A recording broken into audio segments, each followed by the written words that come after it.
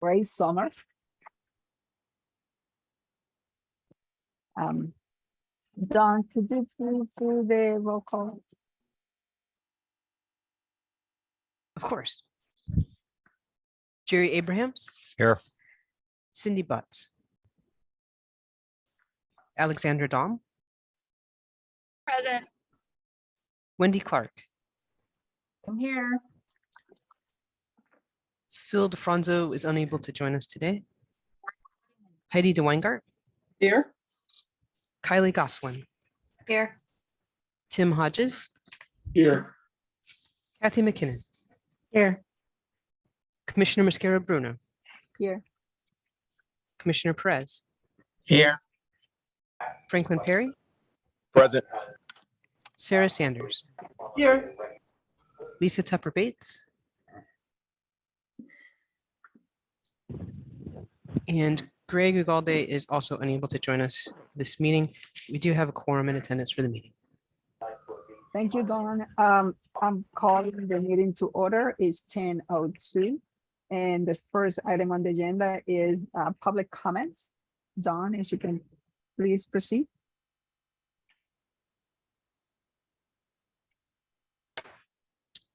This is the only opportunity on the agenda for the public to provide comments. If you would like to provide a comment, please unmute yourself and state your name. To ensure that everyone has the opportunity, comments will be limited to 3 minutes.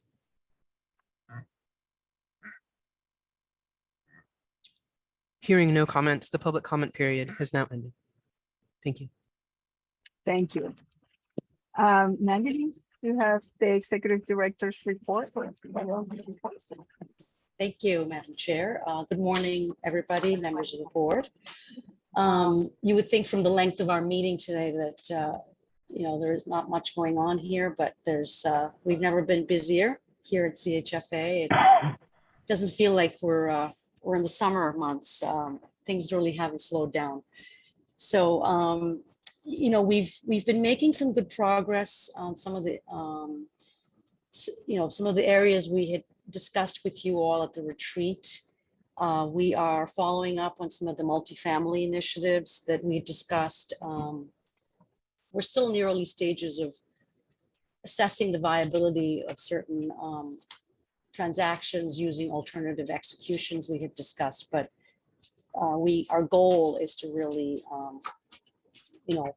bring them forward for your approval as they become viable.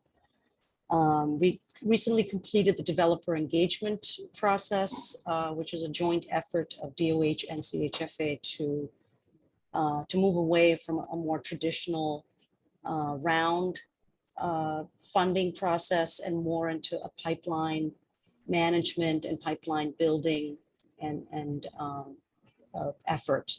And we've done it for the last couple of years. The third year was just as well received. We've received about 48 applications, and we're currently reviewing them for potential to move forward depending upon their readiness to proceed, as well as developing a pipeline for future technical assistance or pre-development funding. My home CT continues to be a primary focus for a significant portion of the organization. It's really organization of the program, vendor management, coordination and outreach, and Time to Own, our newest down payment assistance program, has resulted in significant renewed interest in CHFA and its programs from all quarters. And, we're happy to report that loan reservations have been fairly robust. I did detail our progress on some of the other goals. We do have a dashboard that we're working on, building out. It's a little difficult to do for some of the qualitative, KPIs, but we're going to keep working on it. And I feel good about our progress mid-year. So at this time, I'd be happy to answer any questions. Thank you, Nandini. Questions? Comments? All right. Thank you, Nandini. Great progress. Thank you. I'm happy to actually introduce our next speaker, Peter Lewandowski from the Office of State Ethics is here to do an annual refresher training for the board members on the Code of Ethics. So with that, I'm going to turn it over to Peter. Good morning. Thank you. Good morning, everyone. My name is Peter Lewandowski. I'm the Executive Director of the Office of State Ethics, and I'm happy to be here and go over some basic topics relative to the Code of Ethics for public officials. I know this is your annual training, kind of a refresher course, and in the context of a board meeting, we have somewhat limited time. So anyway, I will focus on a couple of provisions that are specifically important to state boards or quasi-public boards as we go through the PowerPoint presentation, which I'll share with you shortly. Here we go. And if we have a few minutes at the end to ask any questions, I'll be happy to answer them. There we go. Let's see. All right. I hope everyone can see the PowerPoint on your screen. Again, as is common with these overview presentations, we'll cover gifts, use of state position, conflicts, outside employment, contracting with the state, and revolving door provisions, essentially the basic provisions of the code. And I know this will be at a quick clip. If you forget most of the things that I say, I hope at least you can remember this key point. Always get advice. I cannot emphasize this enough. And this we convey to public officials such as you on the serving on the quasi-public board or any rank and file state employee. It is critical to ask for advice when you have ethics related questions. I want to stress that overwhelming majority of public officials and state employees do follow these rules. And the very few that stumble in most instances have made a mistake, and frequently mistakes can be avoided when you ask for advice. So with that in mind, just a few points on how to get on how to obtain advice. We are obviously your resource. The Office of State Ethics is your resource. You can always call our legal division, our staff attorneys here in this office to provide your fact pattern, ask a question, and one will be issued to you fairly quickly, especially when we're dealing with informal opinions. Unless, again, we're dealing with a complicated fact pattern, it may take some time, but nonetheless, our turnaround is very quick. Quite possibly, the very same day you ask the question. More complex questions or questions that require our board's intervention and provision of a formal advice. Those obviously take more time. Our board issues advisory opinions, and as you yourself, they meet once a month or so, and so obviously that takes more time. But in any event, if you have simple questions, you have an ethics liaison. Terry is your ethics liaison, your counsel, and she can relate any questions to us if they're complicated, if they're more involved, or answer them directly. Also keep in mind, every state agency and a quasi-public agency has its own ethics policy that can be more restrictive than the Code of Ethics. So if there are questions relative to your ethics policy, please check with your ethics liaison. And of course, there's plenty of information on our website for any plain language guides and any questions that you may have that, just as a kind of a refresher reference check. What about situations if you witness something that gives you some discomfort, or you feel, I'm not sure whether there's an ethics violation involved and so on. There are few channels at your disposal of finding out whether something is indeed questionable. Obviously, you can always discuss a matter with your ethics liaison, with your agency counsel, human resources within your agency. You can also have an anonymous conversation with our office, with the legal division, and our attorneys will have a discussion over the phone. You don't have to identify yourself. You can present a hypothetical question, and they will determine whether indeed what you've witnessed is questionable under the code. You can also, and once it's determined that there is something, there are potential violations, you can also provide an anonymous tip to our enforcement division. Now, keep in mind, every agency, including quasi-publics, have so-called mandatory reporters in their midst, and they're usually agency heads, they're deputies, persons in charge of state agency procurement, including quasi-publics, in charge of contracting or human resources. So if something is related to them and they have a reasonable cause to believe that someone has violated the ethics code, they have statutory obligation to communicate, to file a report with the Office of State Ethics. So just to keep in mind that if, let's say, you have a conversation with your agency head, or if someone in any of those departments, including human resources, they may be required to file a report with our office, which again is treated in the same fashion as an anonymous tip. In other words, the mandatory report is not considered a complaint. It's just a report that is then followed followed by an investigation by our enforcement officers. And finally, there are formal complaints routes available to you. You can file a formal complaint. Just keep in mind that your identity as a complainant is revealed on a complaint, and the respondent becomes aware of who filed the complaint. That's why we are providing these anonymous channels that are available to public officials and state employees.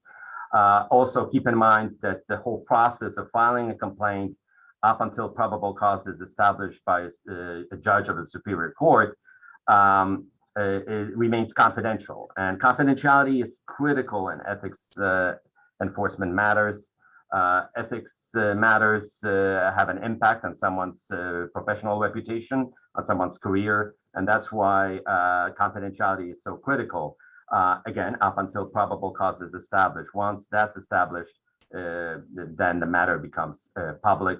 Our board determines whether someone in a public hearing determines if someone has violated the code, and then obviously they have the authority to require future compliance or impose penalties or refer matters to other prosecutorial authorities.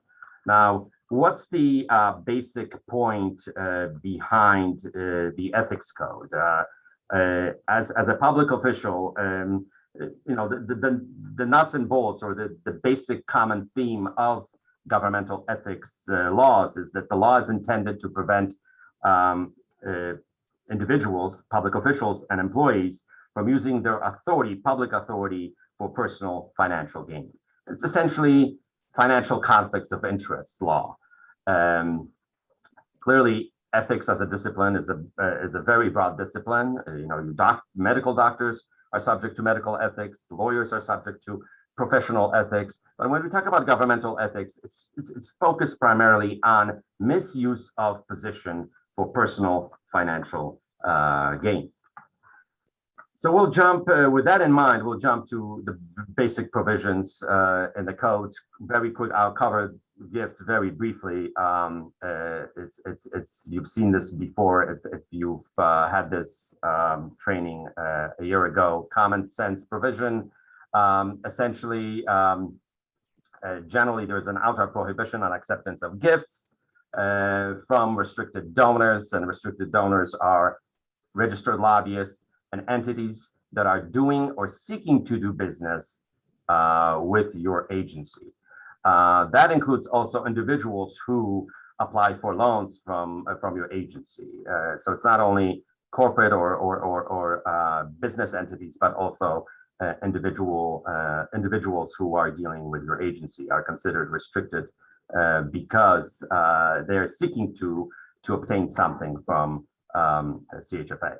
Also, there may be individuals who are non-restricted, giving you something by virtue of your position at the quasi-public. So this, let's say, the easy illustration would be, let's say, a counterpart agency in another state may be inviting you to speak at their conference by virtue of your position here in Connecticut. And that's clearly, there are certain restrictions that apply to those folks as well as to what you may accept from them. And finally, there's everyone else. No restrictions are imposed on that group of folks unless, of course, they become restricted and belong to that restricted group. Suddenly they become a lobbyist, or they are doing okay. Now, what's a gift? Again, it's a statutorily defined term. Anything of value, directly or personally received, unless consideration of equal value is given in return. There are 19 gift exceptions under the Code of Ethics for Public Officials. I will not go through them. Just keep in mind the most common, obviously, lunches up to $50, token items up to $10, and so on.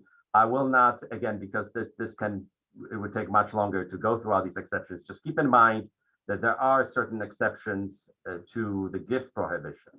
However, if you received an impermissible gift that does not meet any of these exceptions, you obviously, your option is to immediately refuse or return any gift that does not meet the exception, and you have a 30-day window to return a prohibited gift if you don't want that gift to be attributed to you.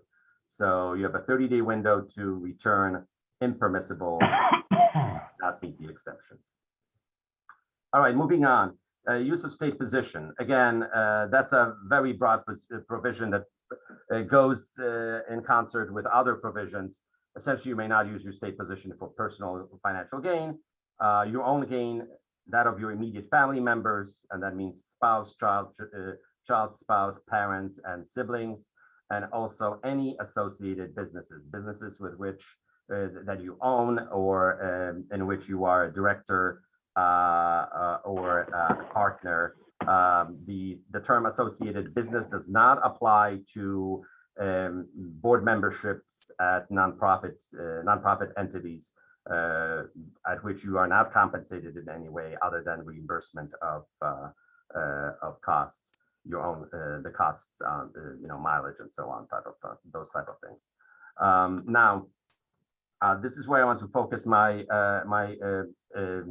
presentation on conflicts of interest, because this is particularly important for folks who serve on state boards, quasi-public boards. The issue of conflicts of interest. Now, in your official capacity as a director, as a board member, you have to ask yourself, you may be actually required to ask yourself when you are about to take official action, are you dealing with a conflict? Is it direct or potential? In other words, do you think you will derive financial benefit if you take certain course of action in your state position, in your quasi-public position? Will your immediate family or any associated business derive financial benefit if you take official action? And here's the key point. Is that benefit distinct in any way from other similarly situated individuals? If the answer to all these questions is yes, then you have a conflict. And then you have to determine, are you dealing with a direct or potential? And I'll also touch upon the issue of appearances. So let's jump in. The subject of direct conflicts. Direct conflicts are easy to spot.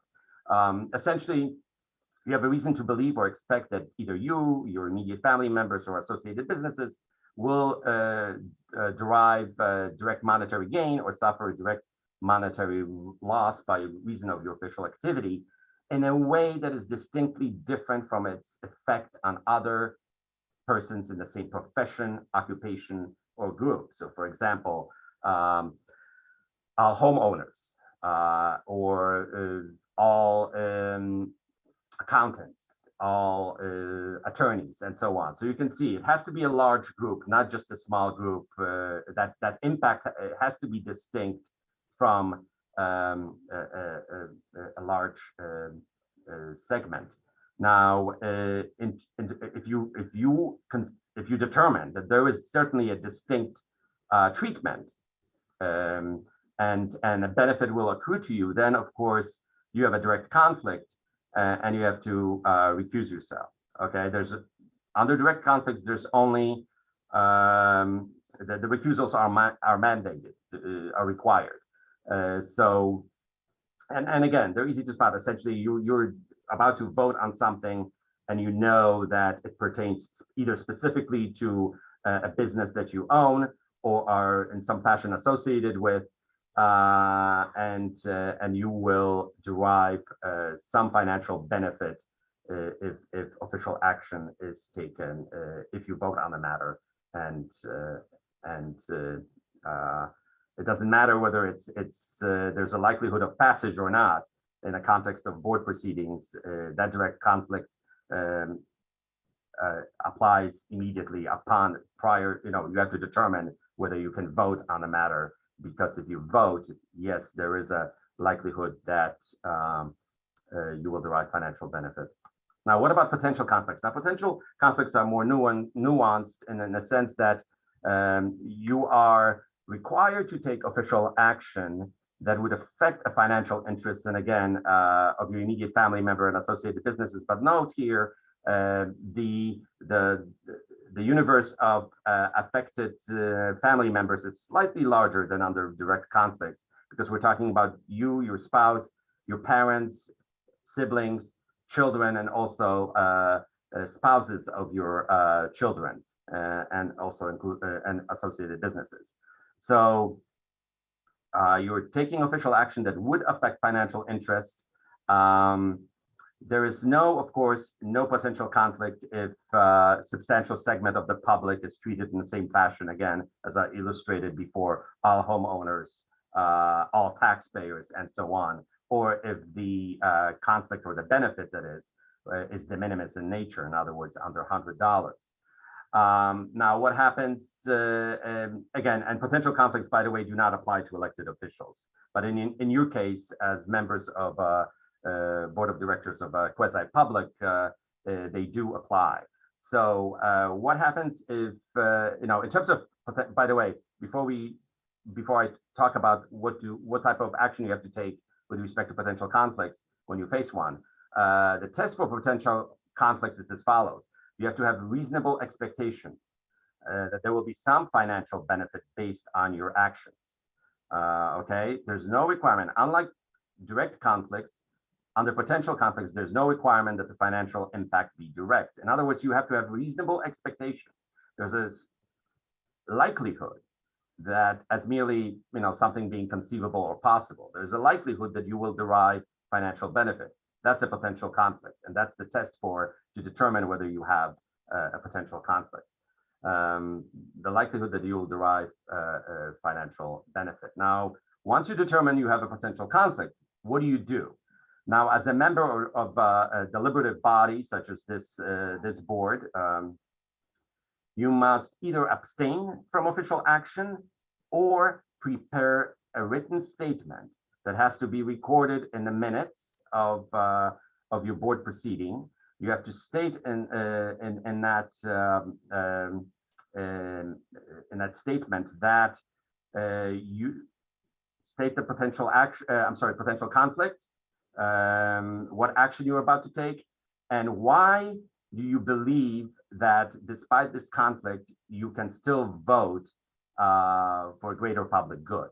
Okay, so you have either abstention or preparation of that written statement, putting it on the record, making it public, announcing to the public that you are acting in best interest of the public despite the potential conflict. Okay, so that's the requirement, and this applies strictly to boards, commissions, and some kind of deliberative bodies. This is not a way out for or a rule for ordinary state employees who are not members of deliberative bodies. Now, what about appearances of a conflict? The Office of State Ethics has no jurisdiction over appearances. The code is silent as to appearances. Essentially, appearances of a conflict are left to your judgment, your discretion. It's essentially an optics test. And you have to determine whether you wish to proceed, despite the fact that you may be in the clear under direct and potential conflicts. There's still an optics issue that's ultimately left to your discretion. We sometimes, and again, recommend, so let's say, and this is important, sometimes you will, in situations where folks, high-ranking officials present a question to our office, and our staff attorneys determine that the individual is in the clear with respect to direct and potential conflicts, but nonetheless, even though technically or legally it's permissible to act, there are nonetheless huge appearance concerns. And we alert the individual to that fact by making a note in the written opinion that we issue. Ultimately, again, as I said, that's left to your discretion. But nonetheless, we bring that to, sometimes it doesn't happen in every opinion, but when things are very, legally or technically they're fine, but there's a fine line, and we alert folks to that. All right, just briefly, because I know my time is limited, just on the outside employment, obviously, state officials and state employees may engage in private employment, provided that private employment does not impair their independence of judgment as to their state duties, does not require them to disclose confidential information, or require them to misuse their state position for personal financial gain and of their outside employment. Now, kind of an ancillary provision, contracting with the state. Again, public officials and state employees may contract with the state, provided it undergoes, the contracting undergoes open and public process. This provision, however, does not apply to, this requirement of open and public process does not apply to quasi-publics right now, currently. And there is also important point here, the agency heads of quasi-publics and other state agencies are prohibited from engaging or contracting with the state. And finally, last topic that I want to touch upon is our revolving door provisions leaving state service. There are 4 basic provisions, 2 lifetime bans and 2 one-year restrictions. The lifetime bans, first common sense provision, you may not disclose confidential information you've learned in state service. You may not represent another party concerning matters in which you participated substantially and personally. It's a site switching prohibition, so there has to be some state interest or in the matter. And if you leave state service and you end up working for a private entity that, for example, has a contract or grant or loan with the state, you may not represent that private entity in a dispute regarding that contract, loan or grant, what have you, if you participated personally and substantially in awarding that or negotiating that that contract, loan, or grant while in state service. So again, it's a site switching prohibition. It's very narrow in its application because it only applies to particular matters. And in other words, contracts, grants, loans, projects, specific projects. And it does not apply to, for example, the regulations or statutory changes.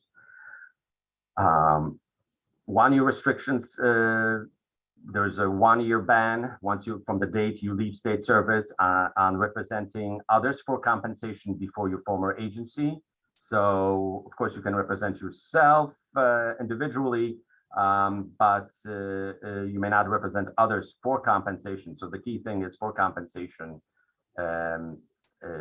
for 1 year from the date you leave state service. Now, pro bono representation has to mean truly pro bono. In other words, it cannot be delayed compensation where someone promises you to pay, let's say, a year, 2 years, or 3 years from now. It has to be truly non-compensated representation for this ban not to apply. And finally, if there's a prohibition on employment with a party to a contract valued in excess of $50,000, if you were personally and substantially involved in the award negotiation or proposal of that contract, and it applies in the final year of your state service. So if the contract was signed in the final year of your state service, you may not work for that entity for 1 year from the time you leave your board, this board, or the quasi-public agency. And again, it's a dual ban, so it applies not only on the public official, but it also applies, extends to the private entities that are subject to these contracts. They may not hire a public official or state employee for 1 year. That's all I have. Again, I'll be happy to answer any questions. I'll minimize this and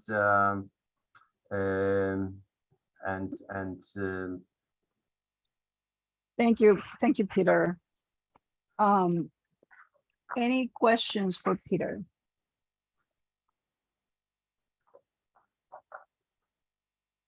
Everybody got that?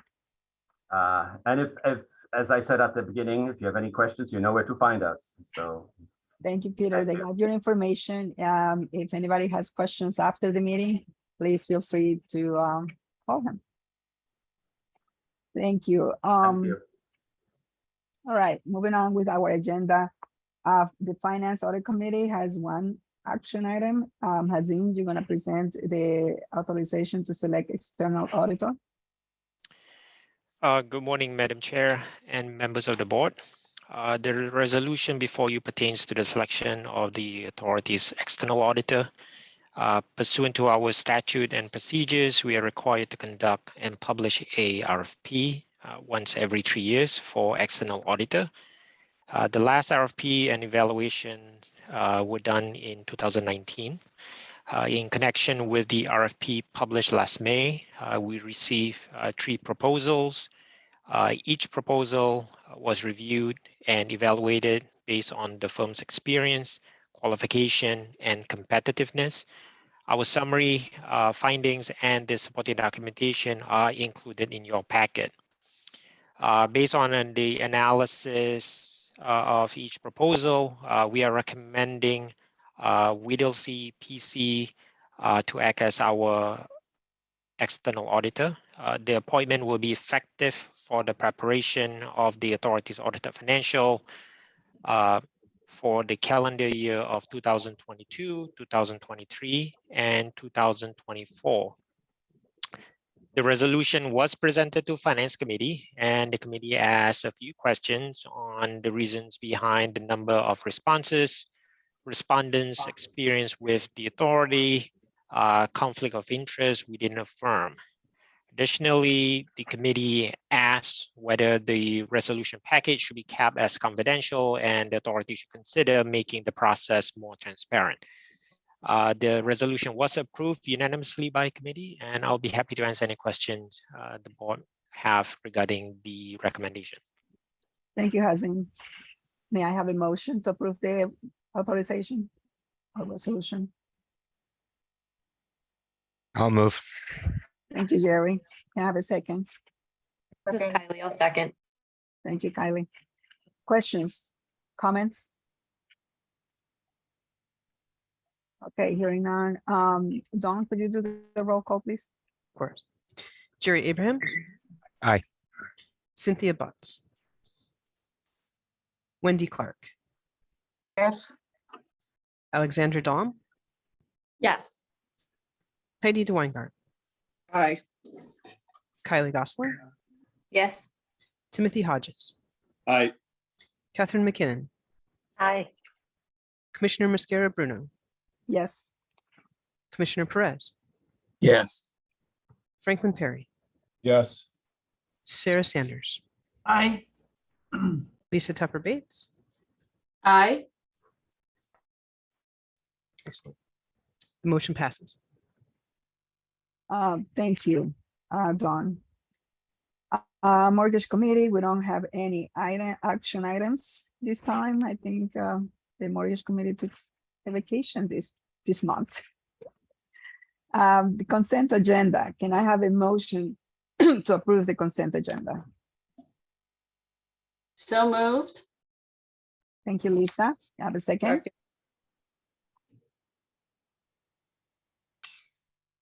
Have a second? Dawn, you got that? Yes, are you ready for the roll call? Any questions or comments on the consent agenda? None. Okay, Dawn, you can go ahead. Thank you. Jerry Abrahams. Aye. Wendy Clark.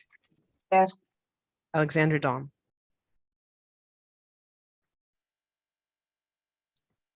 Alexandra, I'm sorry, we didn't hear you.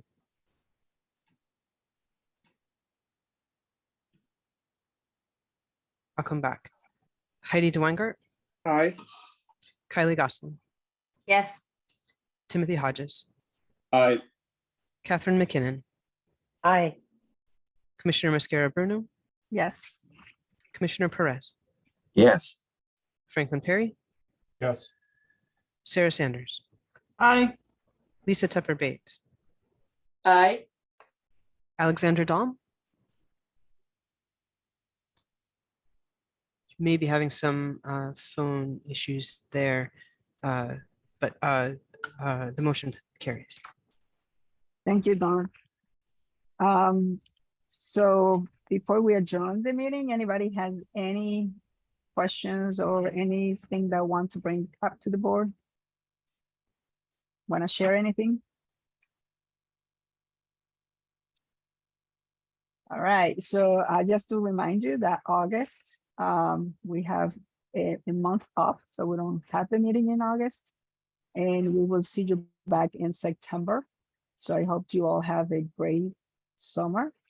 And I will see you in September. Can I have a motion to adjourn the meeting? So moved, Heidi. Thank you, Heidi. George. Thank you, George. Everybody in favor, please raise your hand. Thank That's you. too Thank you hard. very much. Thank you. Bye-bye.